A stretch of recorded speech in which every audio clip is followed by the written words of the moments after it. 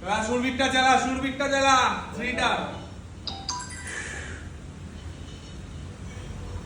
ব্যাকে যা সুরবিকটা চালি ব্যাকে গানটা চালা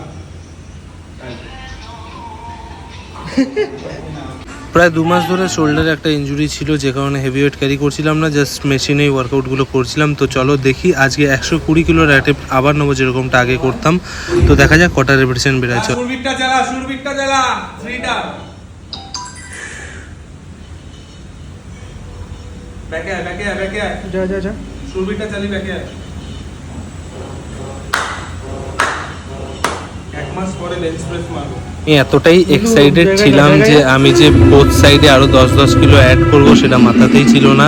এদিকে নিজেকে মোটিভেট করছি বারবার করে যেন 120 কিলোতে আবার দুখানার রেপিটেশন যে কোনো কারণেই হোক বেরিয়ে আসুক, কেননা 1 মাস পরে আমি বেঞ্চ প্রেস করছি। বাট লাস্টে গিয়ে দেখি আমার কাছে এটা খুব লাইট লাগছে, কেননা দুদিকে আমি 10 কিলোর ওয়েট চাপাইনি, যে কারণে হয়তো ফলস হয়ে গেছে, ইজিলি উঠে গেছে। তারপর আমার হুঁশ আসে যে আমি 10 কিলো দুটো অ্যাড করিনি।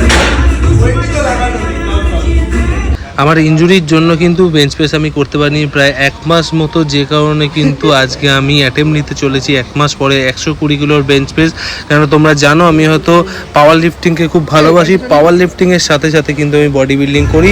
আমি চেষ্টা করি ফিটনেস ফিল্ডের সব কটা জিনিসকেই কভার করার একটা জিমের ভেতরেই যতটা আমার সম্ভব হয়ে ওঠে। তো এখানে 120 কিলোর আমি ভাবিনি যে আজকে আমার ইজিলি হয়ে যাবে, কেননা দুটো রেপিটেশন বের করছি তাও আর 1 মাস পরে, যেখানে কিন্তু স্ট্রেংথ খুব তাড়াতাড়ি ড্রপ করে, সেখানে কিন্তু আমি দেখলাম অনেকটাই রিকাভারি হয়েছে। ভিডিওর মধ্যে দেখলে হয়তো বুঝবে।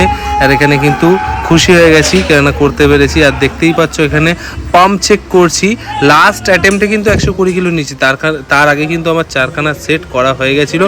তারপর চলে গেছিলাম পেক ডেক ফ্লাই। আর দেখতেই পাচ্ছ এখানে আমি যে কোনো ওয়ার্কআউট হেভি করতে পছন্দ করি শুরু থেকে এখনও পর্যন্ত। আমাকে যারা ফলো করে এসছো তারা হয়তো দেখবে এখানে ফুল স্ট্যাকেই করছিলাম।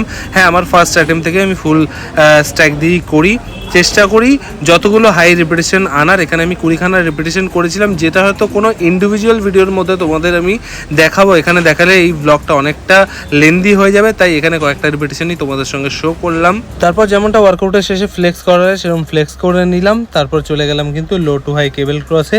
তারপরেও কিন্তু আমি এখানে ফ্লেক্স করে নিই প্রত্যেকটা ওয়ার্কআউটের পরে, যেরকমটা আমি করে আসছি। একটুতে পোষায়নি, তাই আরও একবার মিরারে গিয়ে কিন্তু ফ্লেক্স করে চেক আউট করলাম। তারপর করে নিলাম কিন্তু high to low cable cross, যেটা কিন্তু আমার একটা ফেভারিট ওয়ার্কআউটের মধ্যে পড়ে। সর্বশেষে আরও একবার ফ্লেক্স করে নিলাম। আর আমি কিন্তু চেস্টে 4টে ওয়ার্কআউটের বেশি করি না, কারণ ওয়ার্কআউট করতে হলে নিউট্রিশন ঠিকঠাক দিতে হবে, তাই 4টেই